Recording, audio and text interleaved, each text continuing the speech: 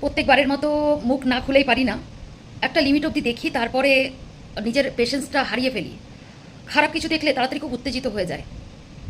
ছাড়ুন এসব কথা, শুধু একটা কথা বলতে চাই যে যারা সয় তারা রয় ঠিকই, কিন্তু যে সয় সেই জানে যে তাদের ওপর দিয়ে কি যায়। এটা একটা সান্ত্বনা দেওয়ার কথা। যারা কথা বলতে পারে না তাদের হয়ে কিছু কথা বলতে এলাম।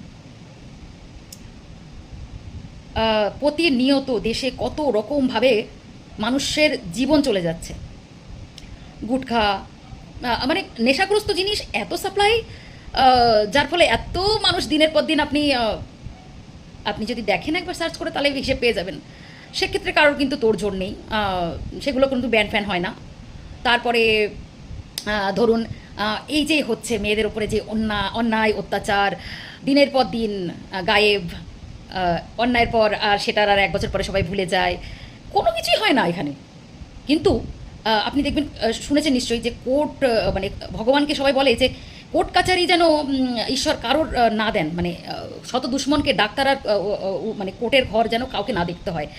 তো সেই জায়গায় দাঁড়িয়ে আজকের ডেটে দাঁড়িয়ে অবলা কিছু জীবের রায় একদিনেই আউট হয়ে গেল। আপনারা নিশ্চয়ই বুঝতে পারছেন। তো আর কথা বলতে পারে না, তো তাই যা খুশি করা যায়, মানে একদিনে রায় বেরিয়ে যাওয়া। তো যেখান থেকে দাঁড়িয়ে 10-12 বছর হয়ে যায়, বছর বছর হয়ে যায়, যেখানে কোনো মানুষ মানে ইয়ে পায় না, মানে কি বলবো, আপনার বিচার পায় না, সেখান থেকে দাঁড়িয়ে এই অবলা জীবগুলো কিছু বলতে পারে না বলে একদিনে রায় বেরিয়ে গেল।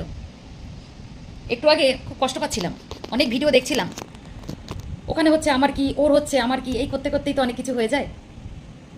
তো সত্যি কথা বলতে কি, মানে খুব কষ্টের যে কোথায় আছি আমরা। এগুলো ঠিক একটু জানিয়ে যাবেন তো, জানিয়ে যাবেন তো। এত কিছুতে মানুষের ক্ষতি হচ্ছে, প্রোটেস্ট তো কেউ, মানে এরকম তো হয় না যেভাবে যারা দেখলাম প্রোটেস্ট করছে তাদেরকে কিভাবে অত্যাচার করা হচ্ছে।